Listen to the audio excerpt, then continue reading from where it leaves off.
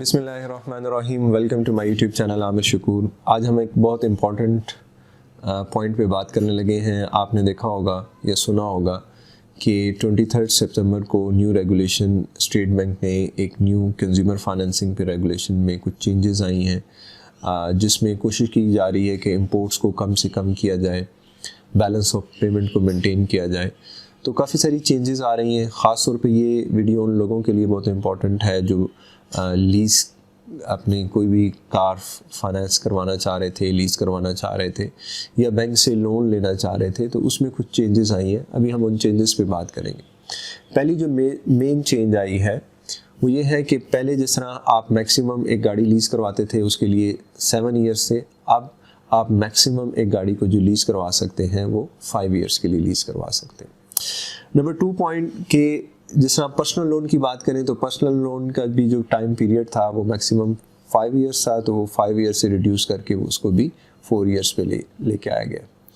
और number 3 point, debt burden ratio जो कि पहले 50% था, अब वो रेशियो रिड्यूस करके 40% कर दिया गया है। नंबर 4 पे जो ओवरऑल फाइनेंसिंग की लिमिट, आप किसी भी बैंक से या जितने भी आप बैंक से कोई भी क्रेडिट या कोई भी इस तरह की आपने क्रेडिट कार्ड है, लोन है या आपने लीज लिया हुआ है, उसकी जो मैक्सिमम लिमिट होगी वो 3 मिलियन है, विच इज़ 30 लाख्स। इससे ऊपर आप लाइबिलिटी आपकी नहीं हो सकती।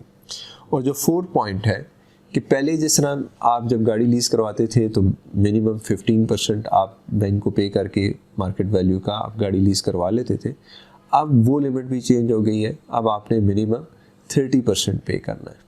अब इन सारी चेंजेस से क्या होगा, और ये सारी चेंजेस एप्लीकेबल हैं अगर आप 1000 सीसी से ऊपर की गाड़ी ख़रीद रहे हैं, तो ये सारी चेंजेस आपके लिए एप्लीकेबल हैं।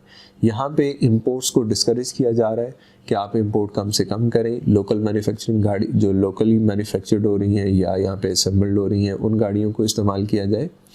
और अगर 1000 सीसी उससे कम की आप गाड़ी लीज़ करवा रहे हैं तो ये कंडीशंस एप्लीकेबल नहीं होंगी।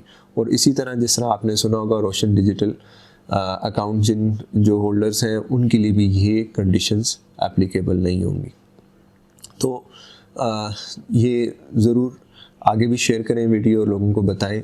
और आज क्योंकि आज जिस दिन हम रिकॉर्ड कर रहे हैं 28 सितंबर है, तो इसी वीडियो में हम लास्ट में ये भी बता देते हैं कि जिस तरह अभी 30 सितंबर है, लास्ट डेट है टैक्स रिटर्न फाइलिंग की।